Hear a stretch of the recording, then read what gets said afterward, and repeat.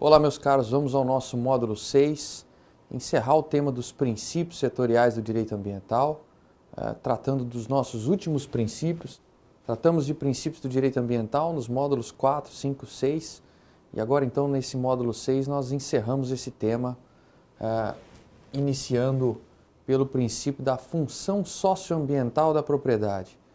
Vejam que o direito de propriedade é evidentemente assegurado no nosso sistema jurídico, assegurado no artigo 5º, inciso 22 da Constituição, que assegura a todos o direito de propriedade, mas, logo no inciso seguinte, no inciso 23, diz que a propriedade deve atender à sua função social.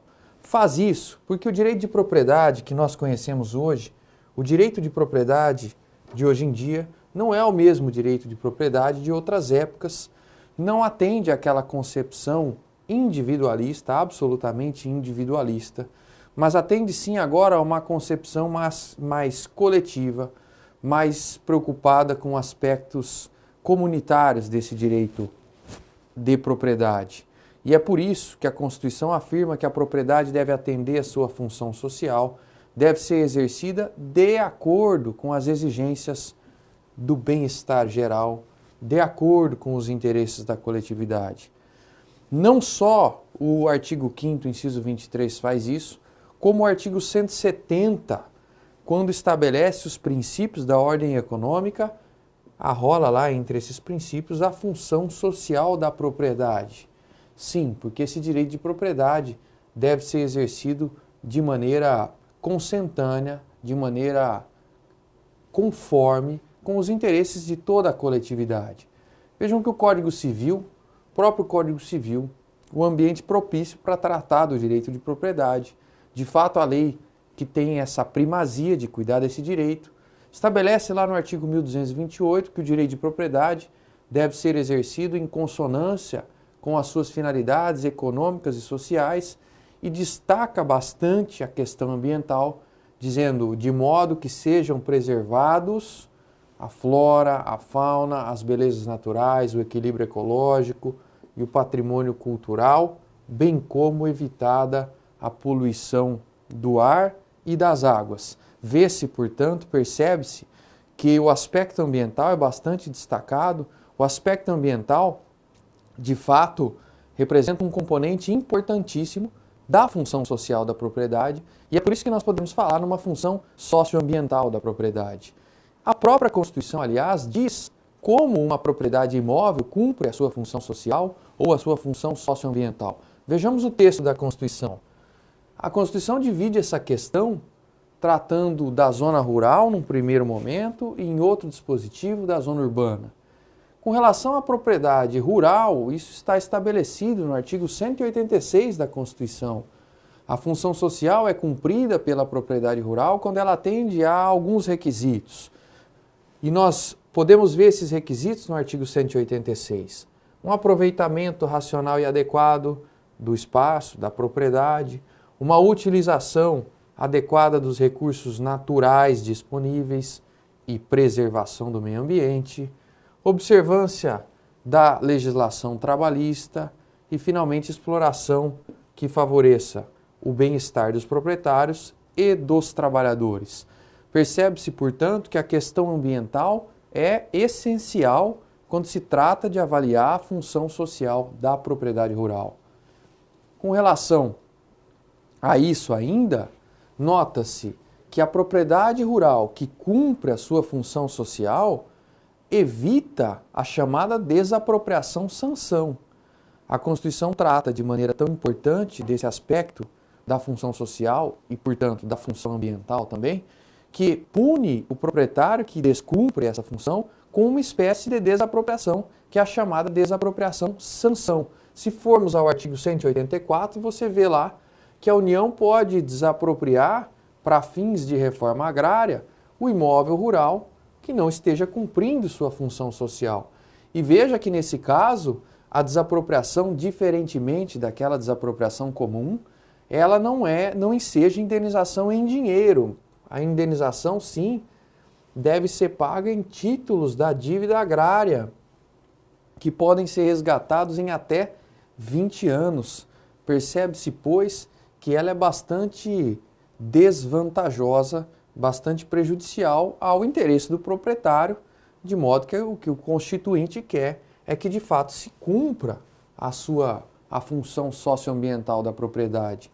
Trata a Constituição também da zona urbana, dizendo lá no artigo 182, parágrafo 2º, que a propriedade urbana cumpre sua função social quando respeita as exigências, as diretrizes expressas no plano diretor. Naturalmente que a legislação constitucional deve tratar dessas questões ligadas à função social, tanto da zona urbana quanto da zona rural. A legislação infraconstitucional deve tratar dessas questões de maneira razoável, de maneira coerente, de maneira proporcional. Claro que todos esses postulados devem nortear a construção dessas exigências legais para que as leis sejam, assim, evidentemente, consideradas constitucionais. Isso tudo tem que ser proporcionalmente construído. Passamos ao próximo princípio, que é o princípio da participação democrática. Vejam que a participação democrática, considerada aqui um princípio do direito ambiental, é uma decorrência, evidentemente, um reflexo, uma expressão do próprio princípio democrático, que está no nosso artigo 1º da Constituição, quando se diz lá que a República Federativa do Brasil constitui-se em Estado democrático de direito. Isso reflete, de fato, para todos os ramos, deve refletir para todos os ramos do direito, e reflete também para o direito ambiental, com uma particularidade muito especial, porque, de fato, o meio ambiente é interesse de todos. De fato, o meio ambiente equilibrado é um direito de todos. Não só direito de todos, como dever de todos, já que incumbe ao poder público e à sociedade e à coletividade protegê-lo, como nós já vimos. Então, se é direito de todos e é também ao mesmo tempo dever de todos, nada mais justo do que permitir que o povo, o titular do poder, segundo nossa Constituição, participe de fato das decisões relevantes nessa área, das decisões que vão refletir no dia a dia da população. Vejamos que a própria redação do artigo 225 da Constituição Federal, que diz lá que todos têm direito ao ambiente equilibrado e que diz também que impõe-se ao poder público e à coletividade o dever de defender e preservar o meio ambiente, é um indício evidente de que a população deve participar disso. Percebe-se que pela leitura do dispositivo, pela reflexão sobre esse tema, o povo é simultaneamente, concomitantemente, sujeito dos direitos e dos deveres relativos à proteção ambiental. Esse tema está também referido na Declaração da ONU sobre Meio Ambiente e Desenvolvimento. Falamos de novo sobre a Rio 92 ou Eco 92. Com uma frase muito feliz, inicia-se lá o princípio 10 dessa declaração. A melhor maneira de tratar as questões ambientais é assegurar a participação de todos os cidadãos interessados. Evidentemente que os estados devem estimular a conscientização e a participação popular, também dando ao povo, claro, as informações necessárias para que ele entenda e para que ele participe desses mecanismos. E, finalmente, criando mecanismos, proporcionando acesso efetivo a esses mecanismos para a participação. Bom, a nossa Constituição nos dá alguns mecanismos importantes, o nosso direito positivo nos dá alguns exemplos de mecanismos importantes que nós podemos referir. A iniciativa popular, por exemplo, prevista no artigo 14, inciso 3º da Constituição Federal, permite que o povo, de algum modo, possa deflagrar um processo legislativo. A ação popular, famosa ação popular, que está no artigo 5º, 73 da Constituição, que hoje permite, pela disposição da própria Constituição, a combater ato lesivo ao meio ambiente, os mecanismos do plebiscito e do referendo, previstos também no artigo 14, as famosas audiências públicas, momentos, instrumentos importantíssimos para dar acesso, dar informação, dar voz à população nesses temas ambientais.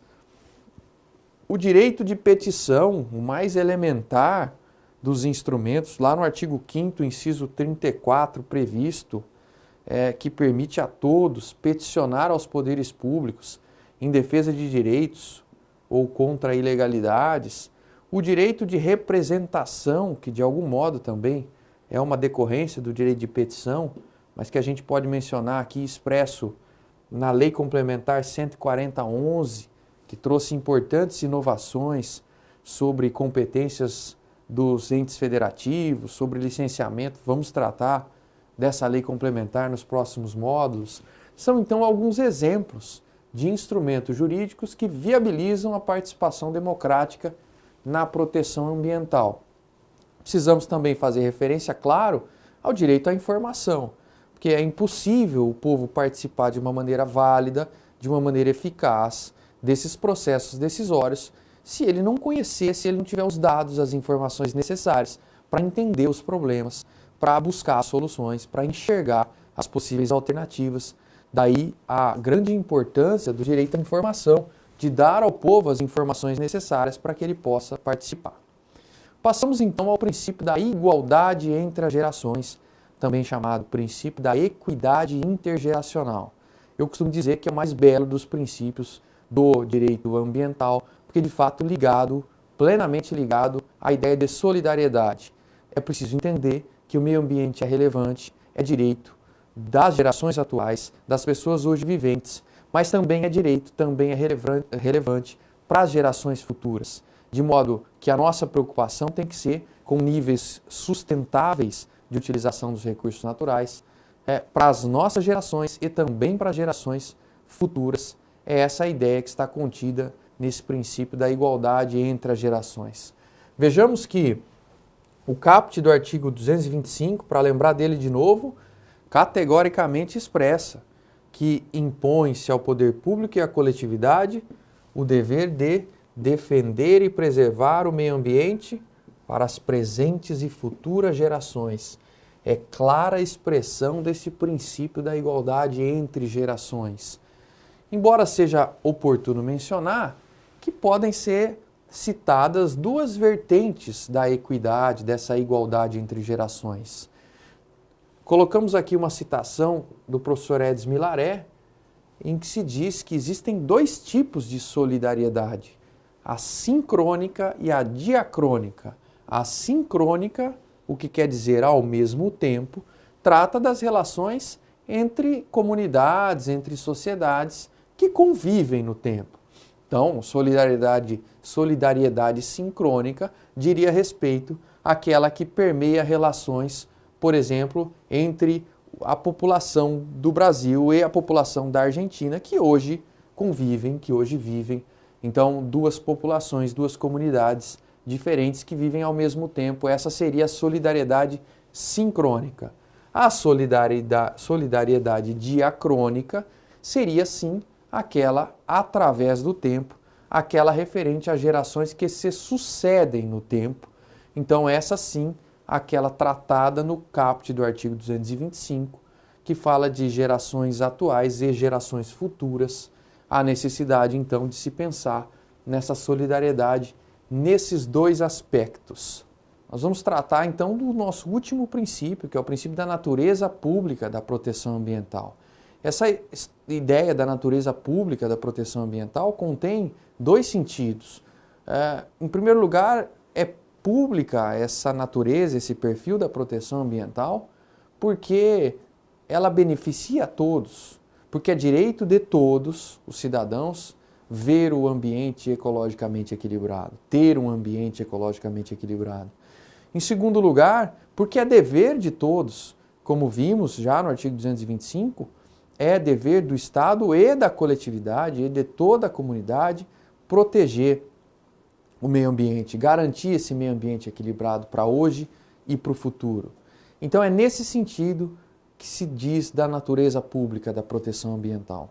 Mas isso nos traz consequências importantes. Isso nos impõe uma consequência que é aquela de reconhecer que nós podemos aplicar a ideia da proteção ambiental, as funções ligadas à proteção ambiental, nós podemos aplicar os grandes princípios do direito público, os grandes princípios que se aplicam às funções públicas em geral. E estou aqui dizendo especificamente dos princípios da supremacia do interesse público sobre o privado e da indisponibilidade do interesse público.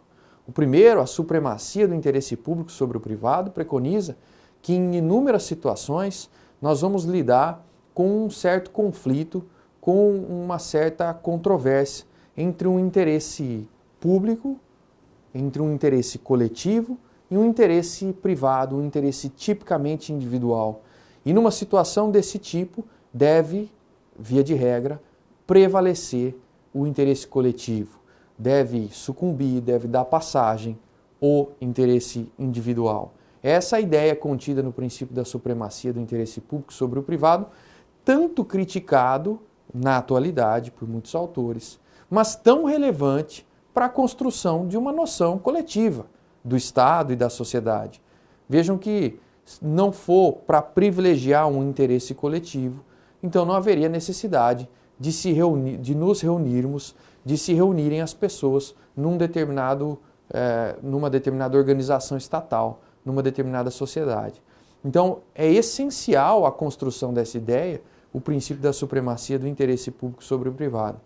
O princípio da indisponibilidade do interesse público, por sua vez, preconiza que o interesse de que cuidam as pessoas públicas, o interesse de que cuida o Estado, os interesses assim ditos públicos, não são, em última análise, titularizados pela pessoa pública, pelo Estado, mas são titularizados por toda a coletividade.